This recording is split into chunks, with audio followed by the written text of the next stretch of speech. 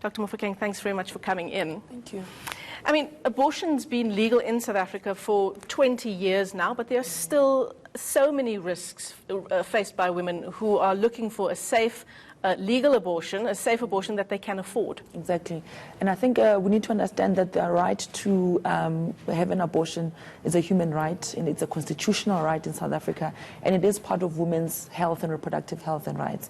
And in this country, what we've seen in the last 20 years since we've got the Trace on Termination of Pregnancy Act is that the implementation has not matched what's available for women in policy in terms of rights. So we are not realizing the rights. There's a lot of obstruction when you get to the clinics to ask, just even for information.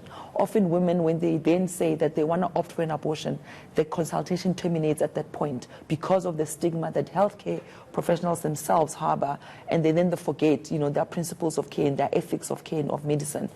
So there's a lot of systemic and structural problems that make access impossible for people, and it's not often money, because the illegal advertisers often charge thousands of rands, to offer this unsafe, illegal manner, for people who are really desperate for the service. So you're saying it's more about women going to the clinic, trying to get an abortion, and once they're there, they're faced with all of this judgment, and so they prefer to rather just do it backyard.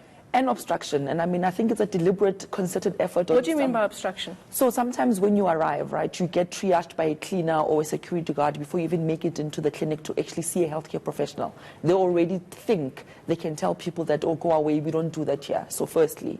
And secondly, sometimes you have a lot of people who want to provide abortions, but they are untrained because the department does not provide continued medical professional development and training in this regard, that they are, internally responsible for. The other thing is that a lot of people will then get delayed because the waiting queues are so long, or the waiting times are so long. So by the time you've missed your first period, you're already about 6, 7, or 8 weeks pregnant.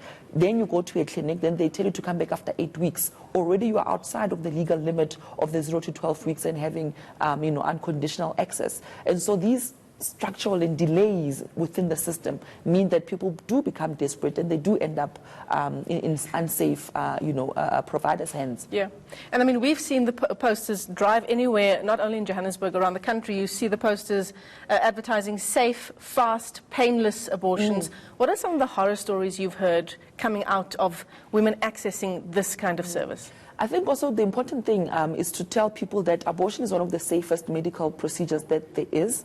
It is a primary healthcare procedure, and it is safe if it's done in health facilities by trained medical professionals. What then happens is that people, because they are untrained, it's happening outside of a health facility, sepsis is a risk, bleeding out is a risk. And not only is it just a risk, right? And in South Africa, we're very good at counting deaths, but no one is counting the amount, or at least how many women are walking around with complications who didn't die, right, from these unsafe procedures, and what the cost is for those women personally, but also what the cost is to the health system if you are admitting someone for a prolonged ICU or high care stay, when you could have just offered them this very low-cost, safe procedure once when they came the first time. All right, we've run out of time, unfortunately. I wish we had more time to discuss such an important issue. But this thing that you're doing this afternoon to clean up the streets of Johannesburg, it starts at 1 o'clock. 1 o'clock? Just tell us about it. We're meeting at the Park Station precinct, and we'll be walking around in those streets of Johannesburg, cleaning up the lampposts, which unfortunately even appear at the National Department of Health's doorstep. Ironic, but that's what we're doing in Johannesburg. That's how much power we have, we can do as civil society. And unfortunately, it's exhausting because we end up, absorbing a lot of their failures, and they become a civil society issue.